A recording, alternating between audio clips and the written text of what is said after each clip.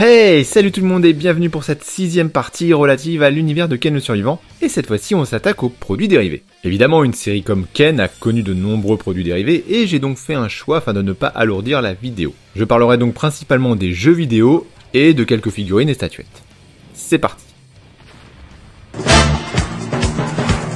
Alors des jeux vidéo sur Hokuto no Ken, il y en a eu vraiment des tonnes et sur tous les supports. C'est en 1986 que sort le premier Hokuto no Ken Violence Geigika Adventure, édité par Enix. Enix, qui la même année nous sortira Dragon Quest. Il s'agit d'un jeu de type aventure à la première personne avec une dose de RPG, seulement 3 personnes pour réaliser le jeu, les graphismes sont proches du manga, et le scénario s'arrête au combat contre Shin. Ensuite, Sega sortira la même année un beat'em up sur Master System, et il arrivera même en Europe, hélas, pour des raisons de facilité de gestion des droits d'auteur, il s'appellera Black Belt, au revoir donc Kenshiro, et bonjour Ricky, qui n'aura pas la belle vie dans ce jeu. A noter que le jeu est réalisé en partie par Yuji Naka, qui travaillera ensuite sur Sonic.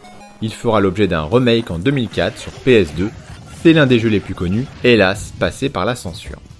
Un autre beat'em up sortira sur la concurrente de Sega, la NES de Nintendo, quelques jours plus tard, et réalisé par Shuei System, qui a pas fait grand chose en fait, à part les Hokuto no Ken, puisqu'elle sortira plusieurs suites, notamment une l'année suivante. Sega n'est pas en reste, puisque la société développera l'un des jeux les plus connus de cette génération, Hokuto no Ken Sekimatsu Kyoshe-u Densetsu.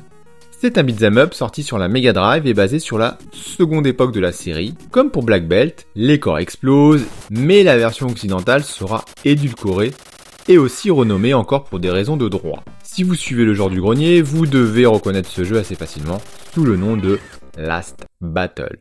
Je vous invite à voir l'excellente vidéo de grenier, je vais pas la refaire, et vous découvrirez les aventures de Arzark alias Kenshiro. Quelques temps plus tard, la NES aura le droit, toujours grâce à Shuei System, à un RPG qui couvre l'ensemble de la série animée. RPG classique de la fin des années 80, avec vue de dessus et combat au tour par tour. La Game Boy aura aussi le droit à son jeu Hokuto no Ken, toujours par Shuei System. En l'occurrence, il s'agit d'un jeu de combat.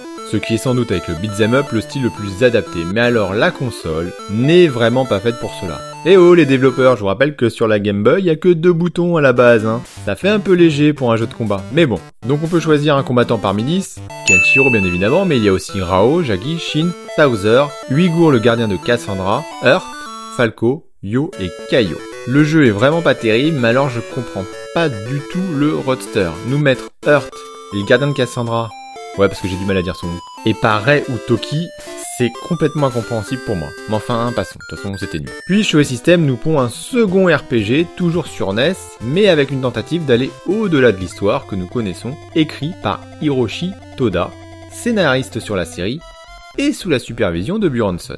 Alors on ne joue pas Kenshiro, on joue notre propre avatar, et on doit sauver le monde. Le gameplay est le même que le RPG précédent. Viendra ensuite le 5e épisode des aventures de Ken par Shuei System, on change de support et on passe sur la Super Nintendo, ou Super Famicom au Japon. C'est toujours un RPG au tour par tour, supervisé par Björnsson et écrit par Toda. Encore une fois, on ne joue pas Ken car l'histoire se déroule dans un univers alternatif où vous devez réunir les plus grands héros pour affronter l'armée de Makotai. On retrouve Ken, Rei, Toki, Rao et bien d'autres. Mais c'est pas fini, car Shuei System continuera son œuvre avec son 6e épisode où le RPG est abandonné au profit d'un jeu de combat, puisque c'était la mode de Street Fighter 2 à l'époque. Hokuto no Ken 6 sort donc sur Super Nintendo, et le titre est un ratage complet. C'est lent, c'est mal fait, il y a 3 pauvres animations, et ça sort à la même époque donc que Street Fighter 2 sur la même console. C'est un carnage vis-à-vis du jeu magnifique de Capcom. Par rapport à la Game Boy, on perd 4 personnages, Jackie, Shin, pourquoi lui alors que Earth est conservé, Uigur et Yo. Mais on gagne Kuroyasha et surtout Rei, enfin. Soit 8 personnages, 2 de moins que la version Game Boy, c'est quand même du sacré foutage de gueule, hein, faire moins que la Game Boy. Et il fallait bien une suite l'année suivante à cette horreur, toujours par la même boîte. Le jeu est un peu mieux, mais c'est toujours aussi nul. Le roadster de départ est revu, mais on perd un personnage. On peut jouer Ken, Rao, Shin, Rei, Shu, Souser et Jusa. Bon, au moins ce choix a du sens, d'autant plus que cela ne concerne que la première partie de la série. Earth devient un boss non jouable.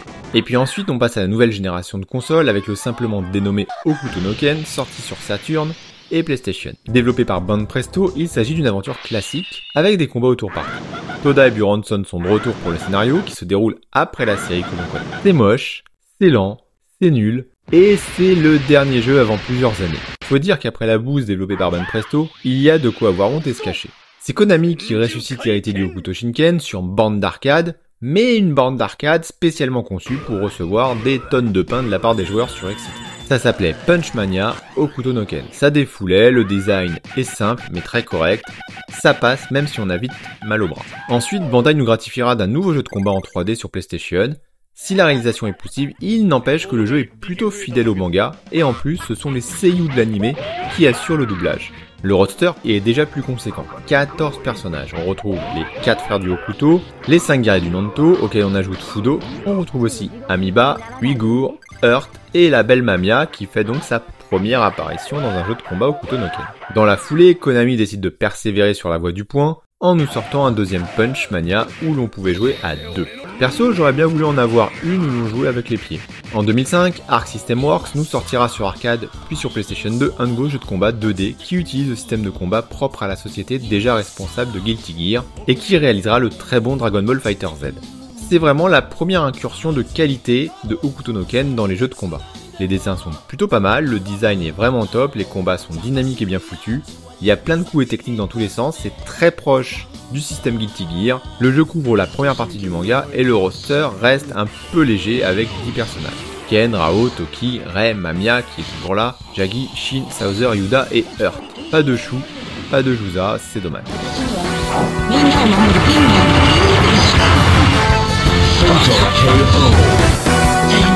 Ensuite vient un ovni vidéoludique, Hokuto Shinken Denshosha no Michi. C'est un jeu sorti sur Nintendo DS qui n'est pas catalogable. C'est réalisé par Spike, connu pour ses Dragon Ball Z Budokai Tenkaichi, et cela couvre toute la première partie. Dans ce jeu, vous êtes invité à interagir avec des planches de dessin issues du manga et à frapper rapidement et précisément des points de pression. Du coup, côté graphisme, c'est vraiment pas mal, et directement issu des travaux de Hara. Alors n'ayant pas pu y jouer, je ne pourrais juger du gameplay, mais du peu que j'ai lu, et que j'ai vu dans divers tests, cela semble plutôt bien réalisé par rapport au style de jeu. Puis Ken a eu le droit à son jeu en ligne en 2008, mais qui a peu marché et dont les serveurs ont fermé l'année suivante. Même pas eu le temps d'y jouer. Rao, qui a eu le droit à son spin-off, a eu aussi le droit à son jeu sur PSP, mais c'est sans intérêt.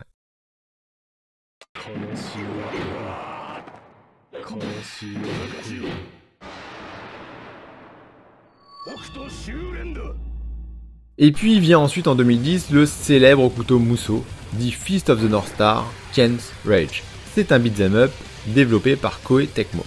Du coup, on retrouve l'univers de Hokuto no Ken mangé à la sauce Dynasty Warriors, et ce style lui va plutôt pas mal. On y joue Kenshiro, mais d'autres personnages sont jouables, comme Rei ou Toki. Le jeu comporte malgré tout quelques lacunes, des graphismes certes revus mais assez faibles, une jouabilité qui manque d'ambition, et surtout des combats beaucoup trop répétitifs. Bon, étant fan de l'univers, je prends. Il me faisait penser aussi au jeu Senseiya, La Bataille du Sanctuaire, qui était très perfectible, mais que j'adorais car c'était ma licence préférée. Il fera l'objet d'un numéro 2 au contenu beaucoup plus conséquent, mais avec une lourdeur graphique et une répétitivité indigne des jeux de l'époque. On aura le droit également quelques années plus tard à un nouveau jeu dans un univers alternatif avec Kenshiro qui recherche Yuria. C'est un jeu d'action-aventure produit par Sega et sorti sur PlayStation 4. Et puis récemment, nos amis de chez Hokuto Legacy m'ont fait remarquer qu'un jeu Switch allait sortir. Point de RPG ni d'aventure hélas, c'est du fitness. Ouais, voilà, c'est comme ça. Il y a sans doute mieux à faire avec la licence, hein. Mais bon, visiblement, les développeurs ont envie de faire de la gym. De manière plus globale, Ken a eu le droit aussi à de nombreux jeux de type Geikuchi, c'est-à-dire des jeux purement japonais où il faut taper très vite des mots sur son clavier. Évidemment, ça se joue sur PC.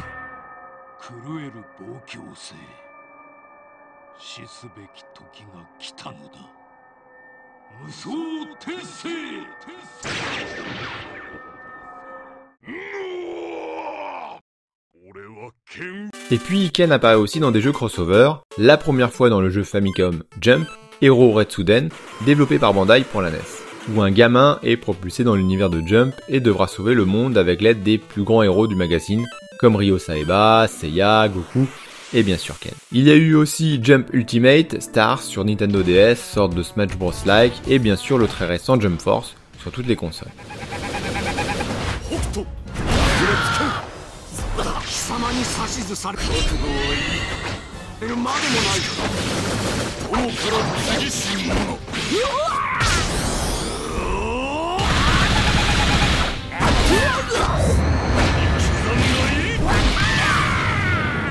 Et pour finir, je citerai Fist of the North Star, Legends Revive, un jeu mobile de style action RPG, développé par Sega et se jouant au tour par tour. C'est un jeu mobile, donc avec des achats intégrés, mais c'est plutôt pas mal foutu.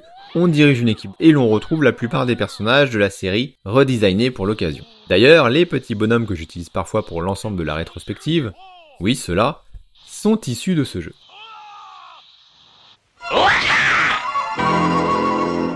Alors c'est pas un jeu vidéo mais c'est un jeu de rôle, et bien sachez qu'en Italie, ils sont tellement fans de Ken le Survivant qu'ils ont imaginé un jeu de plateau tiré de la série. Le jeu est très perfectible, mais il n'en demeure pas moins qu'il a trouvé son réseau d'adeptes qui apprécient et améliorent le jeu d'année en année. Hokuto no Ken, c'est aussi une série de pachinko qui, selon Wikipédia, est le résultat du croisement entre un flipper et une machine à sous. C'est extrêmement populaire au Japon, et Ken a eu le droit à ses déclinaisons également adaptées sur console. A noter que quand cela concerne des séries, on a parfois le droit à des reprises de l'anime comme Senseiya, qui nous a gratifié de très belles séquences que vous pouvez voir en fond. Alors je ne pourrais vous dire combien il y a eu de versions, je sais néanmoins qu'une adaptation a été réalisée sur console et que le spin-off Kinyoku no Garuda, dont je parle dans la partie 3, servait d'astuce commerciale pour accompagner le lancement d'une nouvelle machine dans laquelle apparaît le personnage principal. Si vous êtes curieux, tapez Pachinko Hokuto no Ken sur YouTube, mais aussi Pachinko Senseiya. Pour ce dernier, vous verrez qu'il y a vraiment du très cool.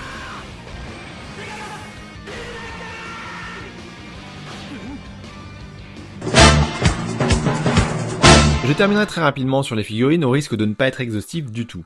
Car des figurines, il y en a eu quelques-unes, mais Ken étant plutôt passé de mode, c'est très difficile à trouver à l'heure actuelle, hormis une marque qui fait de beaux produits, en l'occurrence Medicos. Alors on trouve du bas de gamme, de la très bonne qualité, de la figurine articulée, de la résine, toutes les grandes marques s'y sont mises un jour ou l'autre. N'en ayant aucune entre les mains pour le moment, je me garderai de rentrer dans le détail et me contenterai de les présenter très globalement. Commençons par les figurines articulées avec Revoltech qui a sorti pas moins de 40 figurines. Bon, il ne faut pas être trop regardant sur les visages, mais pour des figurines à moindre coût, c'est plutôt pas mal. Et il y a d'ailleurs beaucoup de personnages de représentés. Une gamme accompagnait même la sortie du jeu Ken's Rage. De plus haute qualité, on peut retrouver ensuite les figurines de Medicos, qui a fait donc de très belles action figures d'une qualité supérieure et encore trouvables aujourd'hui. On peut compter sur Kenshiro, Rao, Jagi ou Sauser en précommande. Elles font 17 cm de hauteur. Il faut compter entre 85 et 100 € pour une nouvelle sortie. Les plus anciennes comme Ken sont plus chères. C'est principalement cette gamme qui m'intéresse. Si on passe du côté des résines, Soumet nous a sorti un Ray très sympathique au format 1/6 à 800 exemplaires. Le design général est assez plaisant, mais j'avoue ne pas accrocher du tout au visage. Pour moi, il ne me semble pas assez ressemblant, et j'ai cru comprendre d'ailleurs que Tsume retravaillait le visage. Kitsune nous a également gratifié d'un Toki, toujours au format 1/6 à 3000 exemplaires, que vous pouvez voir en arrière-plan. Et puis je terminerai avec deux gros studios. Tout d'abord, Prime One, qui est également à l'origine de plusieurs versions statuettes autour de Kenshiro et de Rao, au format 1/4. C'est du très bel ouvrage, très détaillé et réellement impressionnant, même si je trouve que la position de Ken n'est pas suffisamment respectueuse du manga. Pour moi, elle me paraît un peu trop statique, peu féline, loin de l'image de référence avec Bruce Lee. Et puis si j'adhère au Head Sculpt de Rao, j'ai beaucoup plus de mal avec celui de Kenshiro. D'ailleurs, j'ai le même problème avec un autre Ken réalisé par Prime One, en l'occurrence Ken l'Aigle de la série Gatchaman. Il est magnifique dans son ensemble, mais possède une tête à laquelle je n'adhère absolument pas. Du coup, ce sont des puceaux chez Prime One, ils aiment pas Ken. Et puis enfin, Spice Seed a également sorti plusieurs résines, Sauser, Rao, Jagi, Ken, dans sa pose emblématique, Ray, Toki. Pour être honnête, je ne connaissais absolument pas cette marque qui propose des produits de haute qualité dépassant facilement les 1000 € et à l'échelle 1/6 a priori. C'est du produit officiel puisque c'est lié directement à Koamix Edition et on retrouve d'ailleurs ces statuettes sur leur site. Bref, j'ai conscience que mon tour des figurines était très rapide, mais en même temps je n'ai jamais été réellement hypé par d'autres choses que ce que j'ai présenté ici. J'ai vu passer d'autres produits, mais pas franchement très réussis. Peut-être qu'en 2023, pour les 40 ans du manga, on aura du nouveau. J'en ai fini avec cette courte partie, la prochaine fois on s'attaquera à un nouveau gros morceau pour la peut-être dernière vidéo, l'histoire du Hokuto Shinken et des autres écoles. En attendant, prenez soin de vous.